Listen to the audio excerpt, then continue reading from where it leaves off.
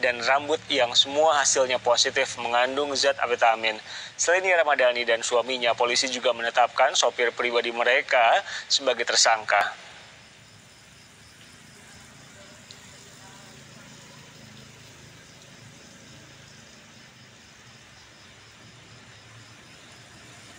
Bukti yang disita polisi untuk menetapkan Nia Ramadhani dan Ardi Bakri adalah sabu seberat 0,78 gram dan alat isap sabu.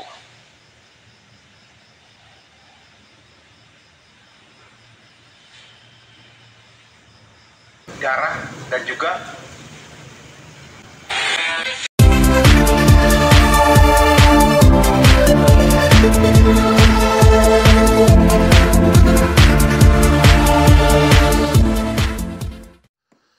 Shalom, kembali bertemu dengan saya dalam program Mengungkapkan Kebenaran.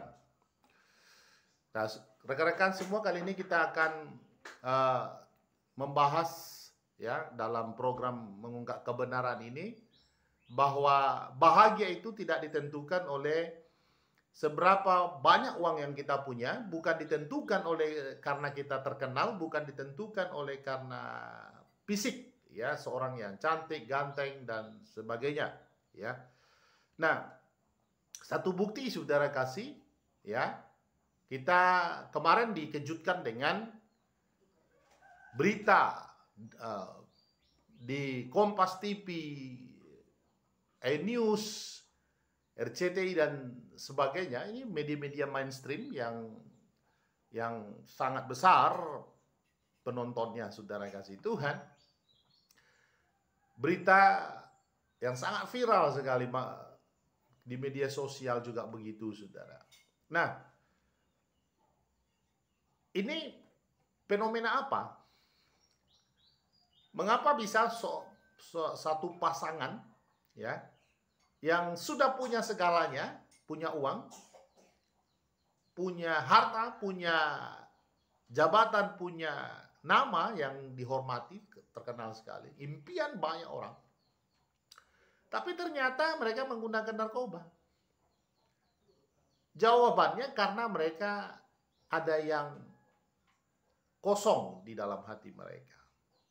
Mereka nggak betul-betul happy dengan apa yang mereka punyai.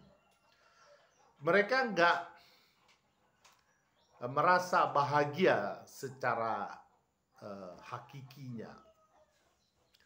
Karena orang kalau sudah bahagia, saudara, tidak mungkin lagi dia mau menggunakan narkoba, saudara. Ya.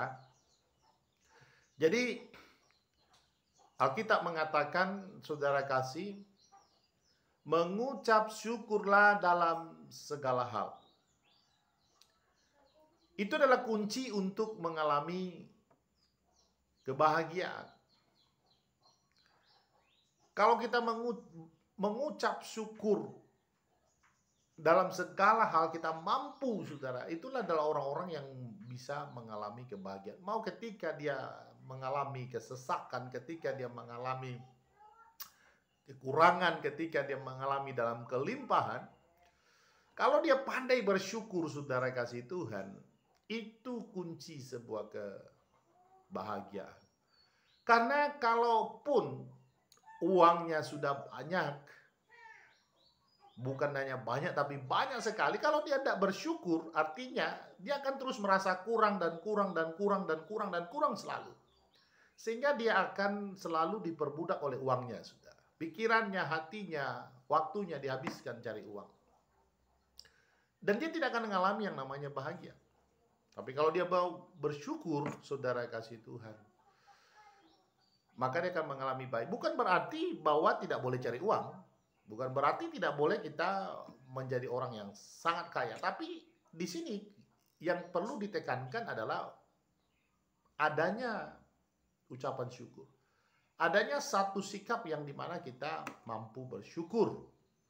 Itu kata kuncinya, saudara kasih Tuhan.